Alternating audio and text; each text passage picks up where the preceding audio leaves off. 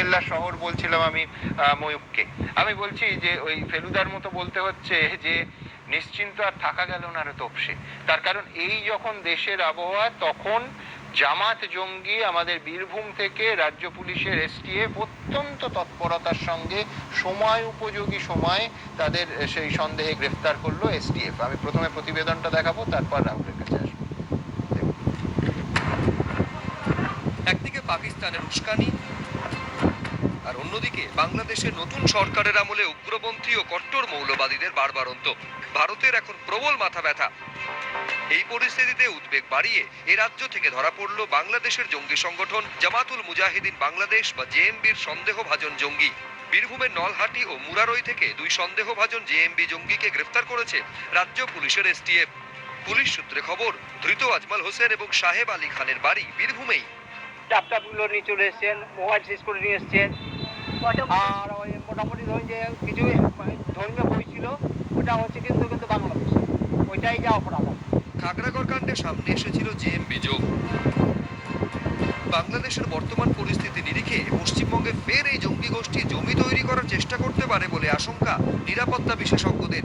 জেএমপির সঙ্গে লিঙ্ক রয়েছে পাকিস্তানের সঙ্গে এদের প্রচন্ড লিঙ্ক আছে, এদের আইএসআই এর সঙ্গে এদের আমাদের লিঙ্কেজ আমরা জানি। আমরা এটা যে স্লিপার সেল যে রয়েছে এখনো ভীষণ অ্যাক্টিভ।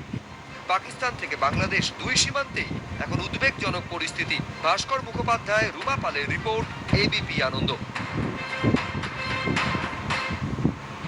দেখুন, এই পুরো বিষয়টা ভারতবর্ষের উত্তর পশ্চিমে হচ্ছে বলে এবং আমাদের রাজ্য পূর্ব ভারতে বলে আমরা নিশ্চিন্ত থাকতে পারবো, ব্যাপারটা কিন্তু এই রকম নয়। কেন? প্রথম দিন থেকে মনে করিয়ে দিচ্ছি আপনাদের, সেটা হচ্ছে বাংলাদেশের সঙ্গে আমাদের দীর্ঘ সীমান্ত, প্রায় 2200 কিলোমিটারের সীমান্ত, একটা বড় অংশ তার মধ্যে কাঁটাতার নেই, অর্থাৎ খোলা সীমান্ত। এবং হাসিনা পরবর্তী সময় বাংলাদেশের মৌলবাদীরা কিন্তু অত্যন্ত শক্তিশালী এবং সক্রিয়, আমাদের বললে চলবে না।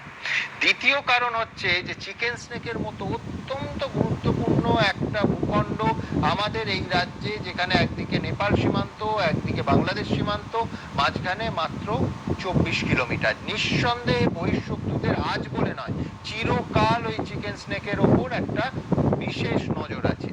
তৃতীয় হচ্ছে যে এই যে প্রতিবেদন আপনাদের দেখালাম যে বীরভূম থেকে, আবার আমি রাজ্য পুলিশের এসটিএফ এর প্রশংসা করব যে এরম সময় জামাত জঙ্গিদের তারা গ্রেফতার করেছেন। কিন্তু আমি বলছি যে খাগড়াগড় পরবর্তী সময় বিভিন্ন ক্ষেত্রে এই রাজ্যে জঙ্গিরা নিজেদের